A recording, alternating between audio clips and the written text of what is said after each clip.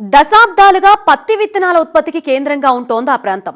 Seed cotton పేరుతో దందా చేసే ఆర్గనైజర్లు కోట్లకి పడగలెత్తుతుంటే పండించిన రైతులు మాత్రం అప్పుల ఊబిలో కూరుకుపోతున్నారు. సీడ్ కాటన్ సాగు రైతుల వేతలపై ఈ గ్రౌండ్ రిపోర్ట్. ఉమ్మడి పాలమూరు జిల్లాలోని పత్తి విత్తనోత్పత్తికి అనువైన ప్రాంతం నడిగడ్డ. మేలైన విత్తనాలు ఉత్పత్తి కావడం వల్ల పేరు పొందింది ఈ ప్రాంతం. చాలా రాష్ట్రాలకు ఇక్కడి నుంచే పత్తి విత్తనాలు ఎగుమతి అవుతుంటాయి. జోగులాంబ గద్వాల జిల్లాలో ఏటా వేల ఎకరాల్లో ఈ సీడ్ పత్తి సాగు జరుగుతోంది. ఈ ఏడాది 50,000 ఎకరాలకు పైగా సాగు చేశారు రైతులు. ఈ సాగు ఒప్పంద ప్రాతిపదికగా సాగుతుంది. సీడ్ కంపెనీలు మధ్యవర్తులుగా పిలువబడుతున్న ఆర్గనైజర్ల సాయంతో రైతులకు విత్తనాలిప్పించి సాగు చేస్తుంటాయి. సాగైన విత్తనాలను వీరి ద్వారా కంపెనీలే కొంటుంటాయి. సీడ్ పత్తి సాగులో లాభపడేవారు కొందరైతే నష్టపోయేది మాత్రం చాలా మందే ఉన్నారు. వారంతా నిరుపేద రైతులే. పలు కంపెనీలు రాతపూర్వకంగా నేరుగా రైతులతో ఒప్పందం చేసుకోకుండా మధ్యవర్తులతో మౌఖిక ఒప్పందాలు చేసుకుని రైతులతో విత్తన పంట సాగు చేస్తున్నాయి. ఈ వ్యవహారాన్ని పర్యవేక్షించాల్సిన వ్యవసాయ శాఖ అధికారుల నిర్లక్ష్యంతో అన్నదాతలు అన్యాయానికి గురవుతున్నారు. ఆర్గనైజర్లలో స్వార్థం పెరిగిపోవడంతో అమాయక రైతులు ఇబ్బందుల పాలవుతున్నారు. సీడ్తో పాటు ఇచ్చే పంట సహాయానికి వడ్డీలు వసూలు చేస్తున్నారు. పండించిన సీడ్ను విత్తనాలు ఇచ్చిన మధ్యవర్తులే కొని కంపెనీకి అప్పగిస్తారు. ఇంకెవరూ కొనరు. ఇదే అదునుగా రైతులను మోసం చేస్తున్నారు మధ్యవర్తులు.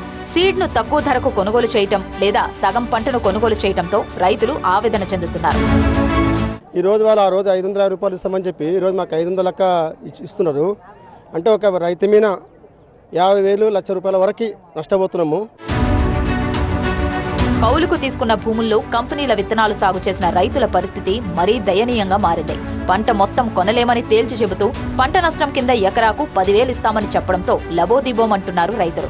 లక్షల రూపాయలు అప్పులు తెచ్చి సాగు చేస్తే ఇప్పుడు ఉత్పత్తి చేసి విత్తనాలను కొనలేమని చెప్తున్నారని మండిపడుతున్నారు. న్యాయం చెయ్యాలంటూ వేలాది మంది రైతులు రోడ్డెక్కారు. కలెక్టర్ జోక్యంతో కొంతమంది ఆర్గనైజర్లు దిగి వచ్చారు.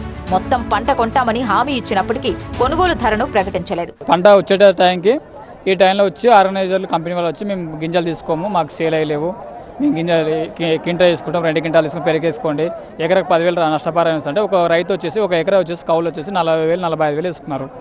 తర్వాత ఒక ఎకరా పెట్టుబడి 50,000 నుంచి 60,000 పెట్టుబడి 1 lakh వరకు ఖర్చు పెట్టినారు. ఎంతోమంది డిపెండ్ అయినారు. ఒకరు ఇద్దరు కాదు, దాదాపు అంటే గద్వాలంటే ఒక 50,000 నుంచి 60,000 రైతులు ఓన్లీ సీడ్ మీద డిపెండ్ అయినారు. ఈ 50,000-60,000 రైతుల నుంచి సీడ్ పత్తి ఆర్గనైజర్ల నుంచి రైతులకు ఇస్తారు. కంపెనీ అసలు సంబంధమే ఉండదు. జస్ట్ కంపెనీ వాళ్ళకి కంపెనీ ఎట్టు ఆర్గనైజర్ కంపెనీకి ఉంటుంది.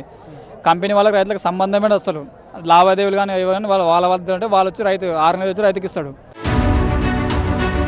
గద్వాల్ ప్రాంతంలో ఈసారి అనధికారిక పత్తి సీడ్ సాగు జరిగిందని ఆర్గనైజర్స్ చెబుతున్నారు. కంపెనీలు మొత్తం సీడ్ తీసుకోవడం లేదంటున్నారు. మరోవైపు కర్ణాటకలో తక్కువ ధరకే విత్తనాల ఉత్పత్తి జరుగుతోందని కంపెనీలు అటువైపే మొగ్గుతుండడం కూడా కారణమని చెబుతున్నారు.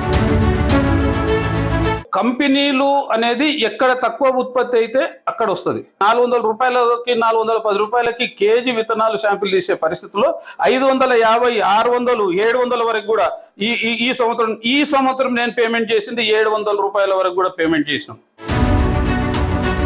పత్తి సీడ్ సాగు చేసే రైతులకు ప్రయోజనం జరగాలంటే ఆర్గనైజర్ వ్యవస్థ లేకుండా చేయడమే సరైన పరిష్కారమని తెలుస్తోంది. నేరుగా కంపెనీలతోనే రైతులు ఒప్పందం చేసుకునే విధంగా ప్రభుత్వం చర్యలు చేపట్టాలని రైతులు వేడుకుంటున్నారు. ఆర్గనైజర్ల వ్యవస్థ కారణంగా పత్తి విత్తన రైతుల పరిస్థితి అగమ్య గోచరంగా మారింది. ఇప్పటికైనా ప్రభుత్వం చొరవ తీసుకొని ఈ కాంట్రాక్చువల్ ఫార్మింగ్ని విత్తన చట్టంలోకి తీసుకురావాలని కోరుతూ ఉన్నారు. అప్పుల ఊబిలో కూరుకుపోతున్న తమను బయటికి తీసుకురావాలని అన్నదాతలు వేడుకుంటున్నారు.